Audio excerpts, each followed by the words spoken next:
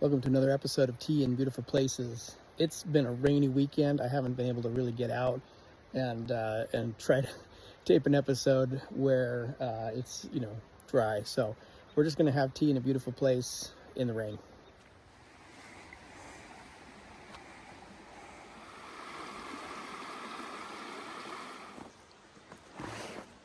Usually I bring water with me. Today I'm not doing that. Today I'm actually going to boil water here because, well, it's a nice afternoon, a little bit of drizzle, and why not, right? We're going to make a little tea. First of all, we're going to start boiling a little bit of water to make the tea with. We'll go with about 30 ounces.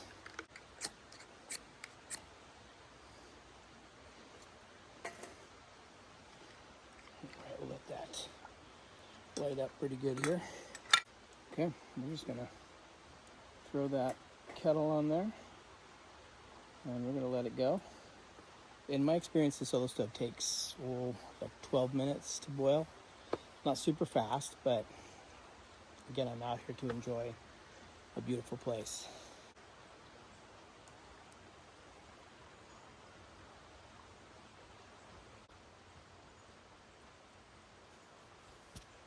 Water's getting close. Go ahead and set up our tea set. I don't have guests today, it's just me. But that's okay. No problem having tea for one. Today's tea is a 2019 Ancient Tree white tea mini brick that I got from Jesse's Tea Shop. Go ahead and unwrap this, show you what it looks like. It's kind of cool. It's just a little mini brick like that, camouflage looking. And we're gonna take the whole thing, put it in our teapot, and we're gonna go ahead and rinse.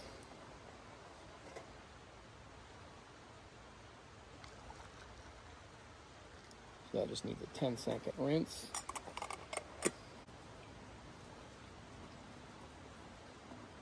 There's our rinse.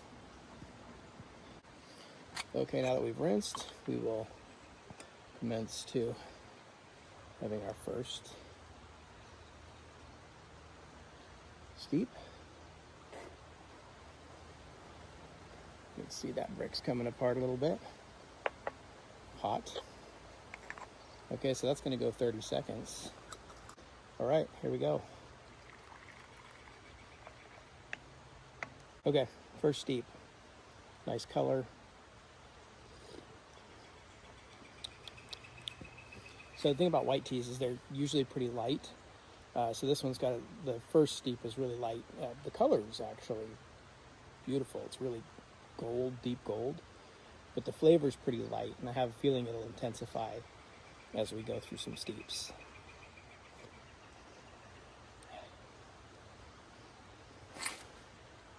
I wanted to do tea in beautiful places because one of the things I realized is that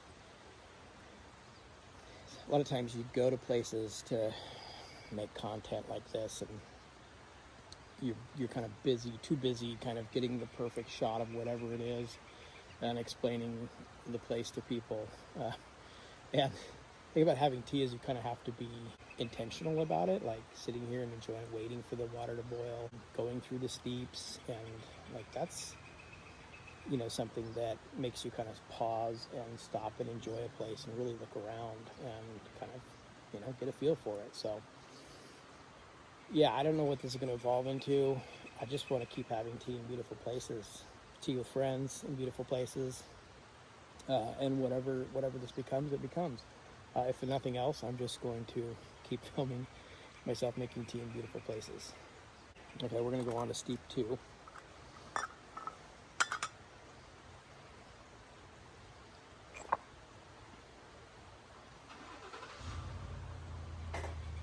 Let that sit up there again and warm up a little bit more.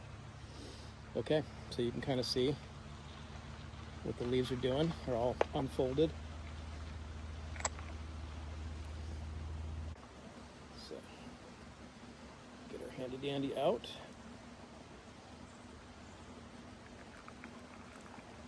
So an even richer color. Let's see what that tastes like. Okay, so definitely more flavor on that one. Maybe slightly tannic. I get some tannins on there. I'll take this off again.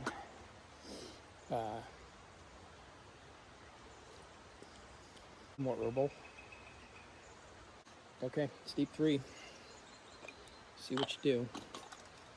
We're only going to go 20 seconds on this one.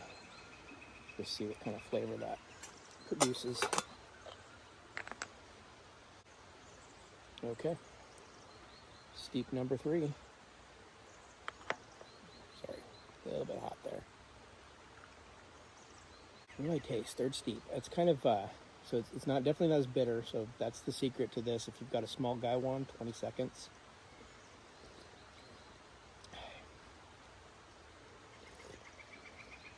All right, we're going to heat this up just one more time.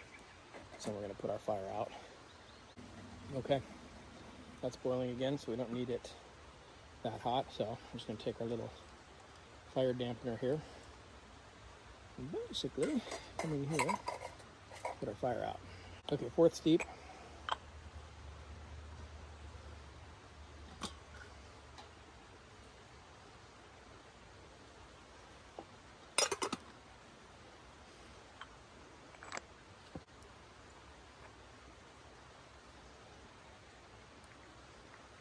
I feel like by the 4th steep, you're kind of getting into the heart of what the tea is. And that's definitely darker, even though I definitely only did 20 seconds that time.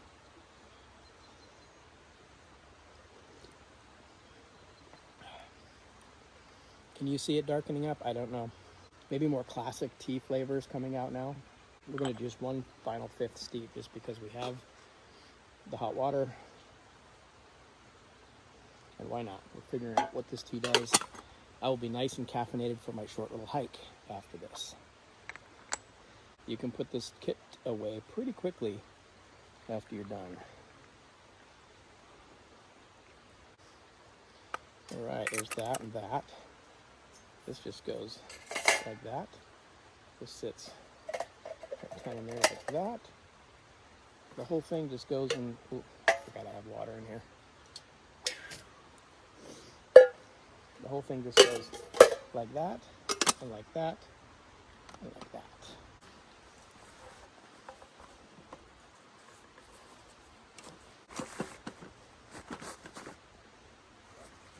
Look at that. Isn't that perfect? All right. So, 5th steep. Okay, that mouth feels coming on strong. So definitely fewer tannins, more mouthfeel.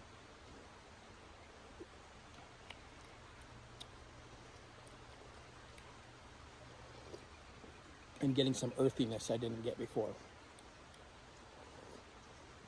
And when you say earthiness, I mean like good earthiness, not like I'm eating dirt.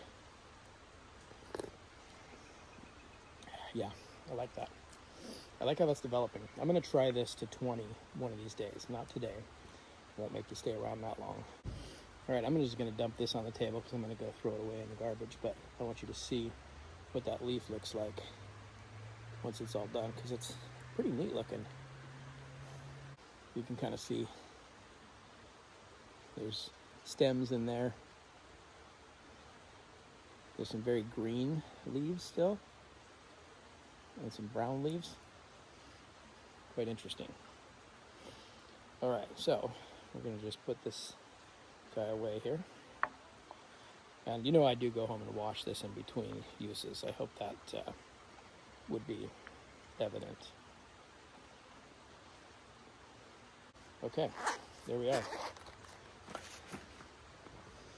Tea in beautiful places. So now we're going to go for just a little short hike because this park is kind of, it's not huge. It's really easy to explore, but the top is very different from sort of the bottom picnic area down here. So because we're showing you tea in beautiful places, I'm going to show you why I like to come here, because it's not just a picnic area with grass and nice old oak trees and Doug fir trees. It's got this really dense kind of forest at the top. So anyway, come along with me. But it's technically the closest park to my house. It's a county park. I live in the city limits, but well, that might not be true. There might be one park closer. So maybe I'll have another episode to do at another beautiful place. But this is a really cool county park, not too far from my house. This is stinging nettle. I'm not going to touch it and show you, but this is really cool. You can harvest it and make tea out of it. I might do that sometime. Check out this killer looking fungus. Look at the colors. Isn't that gorgeous? We just walked up this hill from where I was at below, and you can see it's nicely wooded and just moss covered little, used to be a parking lot up here. They don't allow cars up here anymore. Sometimes I ride my bike up here if I'm feeling like a challenge. So we've been coming out here since, well, gosh, 20 years or so. And behind here is a large field that you could go out, and it's great for stargazing and just hanging out. It looks like they've put up signs that tell you to stay in the park boundary. And so I'm going to do that because it's important to follow the rules in your local parks. They're for a reason, and I'll be honest, like, I love these parks. I want to be able to keep coming back to these parks. I don't want them to shut down these trails. I want this to stay open, and so I'm going to follow the rules, and I hope you do too. I hope you appreciate your local parks. They're beautiful, and they're beautiful spaces that you can go to walk around or have tea and just enjoy whatever way you want. All right, thank you for joining me for another episode of Tea in Beautiful Places. I usually walk here, but to be honest, I thought it was going to be pouring rain, and I didn't really think I had a window to walk here in. I could have, probably. Might get rained on the way home if I tried, but I drove today, and but a little piece of my world, a little place that I like to come just to decompress and chill out, get a little hike in, get into nature, touch grass or whatever that means, but hug a tree, all that kind of stuff. So anyway, thanks for joining me. Until next time.